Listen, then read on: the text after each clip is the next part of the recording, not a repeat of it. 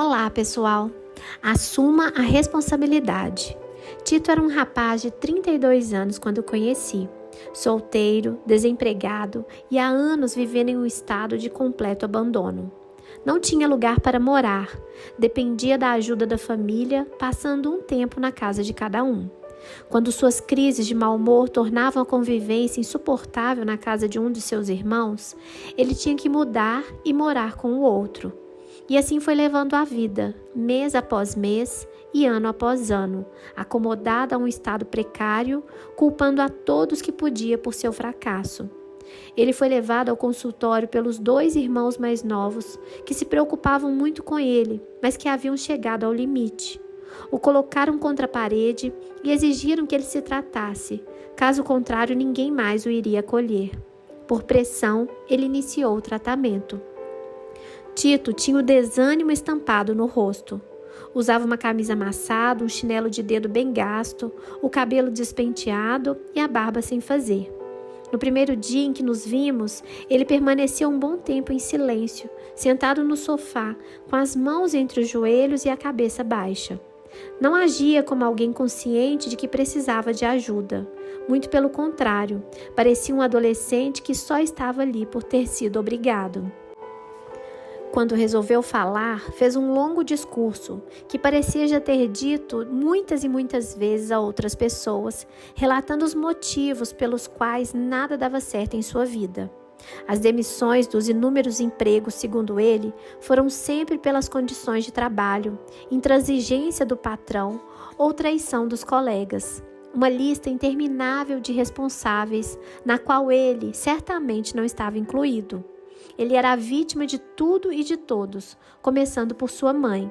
Segundo Tito, ela foi a principal responsável nesse processo de derrota. Extremamente dominadora, autoritária e crítica, desde sua infância, ela vigiava todos os seus movimentos. Corrigia sua postura, sua maneira de falar, de comer, de andar e escolhia suas roupas, mesmo depois de grande. Ele sentia-se vigiado a cada minuto.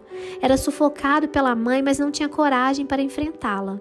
Via como alguém forte, temível e imbatível. Aos 18 anos, ele decidiu romper com tudo, deu um grito de libertação e saiu de casa. Porém, não foi uma decisão madura e responsável. Foi um movimento desesperado e desorientado, motivado pela revolta. Seu principal desejo não era conquistar a independência, mas agredir sua mãe. Para isso, começou a beber, fumar, usar drogas e trocou os amigos de infância pelos baderneiros e marginais da cidade. Durante várias sessões, ele contava e recontava a mesma história sobre como sua mãe havia destruído sua vida. Eu era mais uma pessoa que ele pretendia convencer de que não era o responsável, mas a vítima naquela situação caótica em que se encontrava. Qualquer tentativa de conscientizá-lo sobre suas próprias escolhas era prontamente rejeitada. Depois de várias semanas em vão, questionando seu discurso, um dia decidi ser mais direta. Sem minimizar seu sofrimento, nem negar ou desqualificar sua história e seus motivos, procurei ser bem clara sobre o que ele estava fazendo com sua vida, sobre a escolha mais cômoda de culpar os outros e fugir de sua responsabilidade. Tentei mostrar para que direção ele estava deixando-se levar enquanto se apegava aos motivos do passado, do preço que ele havia decidido pagar, destruindo sua própria vida para agredir sua mãe. Acreditei que poderia ajudá-lo a despertar, mas acho que exagerei na dose e fui clara e direta demais. Ele ficou alguns instantes olhando para mim em silêncio. A raiva estava visível em seu olhar e na expressão de seu rosto. Comecei a ficar preocupada com o que ele poderia estar pensando em fazer. Ainda faltavam uns 20 minutos para terminar a sessão, quando ele se levantou sem dizer uma palavra, ficou parado na minha frente alguns segundos e depois se dirigiu até a porta. Pensei comigo, dos males o menor, e antes que ele saísse eu disse, até a próxima semana. Ele respondeu sem olhar para trás, até nunca mais. Confesso que fiquei assustada e preocupada. Naqueles 20 minutos que restavam, antes de atender a próxima pessoa, fiquei paralisada, tentando entender o que havia acontecido. Achei que pudesse ter sido muito rude com ele e não sabia ao certo qual o efeito isso poderia ter causado nele.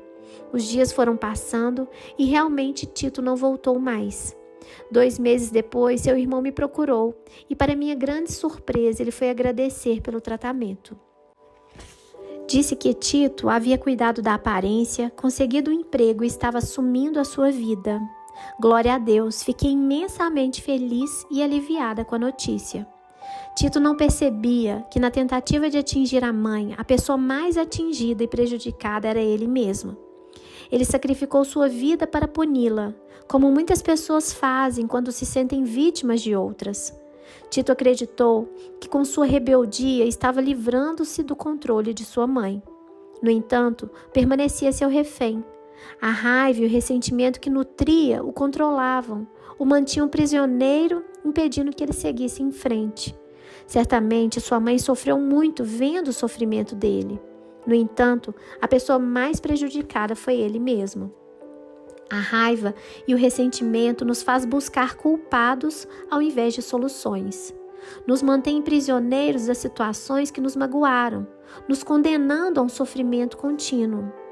Não podemos esperar mudanças se não estamos dispostos a assumir a responsabilidade que nos cabe. Isso tem contribuído para muitos fracassos. Casamentos têm sido desfeitos porque o marido e a esposa não ouvem um ao outro em busca do que cada um pode fazer de melhor para o relacionamento. Eles procuram argumentos que provem a culpa maior do outro. Cada um tem necessidade de defender a si mesmo, de provar que está sendo mal compreendido e injustiçado. Não agem como um time, mas como adversários. Discutem, procurando desestabilizar o outro com várias armas, como agressão, insultos, ironia ou desprezo. Atacam as fraquezas um do outro, trazendo à tona situações passadas que não têm nenhuma relação com a atual. Atitudes que demonstram falta de compromisso e responsabilidade com o relacionamento. Nenhum deles avalia sua contribuição para a frustração do outro, nem seu pouco investimento afetivo na relação. Ter razão se torna mais importante que a busca pela harmonia e uma boa convivência. Pais culpam os filhos antes de examinarem a si mesmos. Muitos acusam os filhos de interesseiros, de recorrerem a eles apenas quando precisam de algo. Contudo, não avaliam se não foram eles mesmos que os ensinaram a agir assim, quando substituíram por presentes o tempo e o carinho que deveriam ter lhes dado. Se queixam da rebeldia dos filhos sem avaliar a cota de afeto que disponibilizaram para eles quando mais necessitaram. Reclamam do comportamento agressivo do filho sem se darem conta do exemplo que tem sido para eles, ou se seu comportamento enquanto pai não foi agressivo a maior parte do tempo. Ensinam uma lição com palavras e passam outra com comportamento. Como diz Ralph Emerson, suas atitudes falam tão alto que não consigo escutar o que você diz. Filhos, já adultos, ainda se queixam dos pais, sem refletir se não estão exigindo mais do que os pais podem oferecer, agindo como se ainda estivessem fixados na fase egocêntrica, à espera de pais perfeitos, que os compreendam e satisfaçam suas necessidades a tempo e à hora. Filhos que parecem que só conseguirão ver os pais de outra forma depois que tiverem seus próprios filhos. Um jovem me disse que tinha muita revolta de sua mãe. A via como chata e controladora. Depois que sua filha nasceu, o que antes chamava de perseguição passou a ser entendido como preocupação. O que via como controle, hoje chama de cuidado e proteção. Seu amor por sua filha o ensinou a amar sua mãe. Nossos filhos nos ensinam a perdoar nossos pais.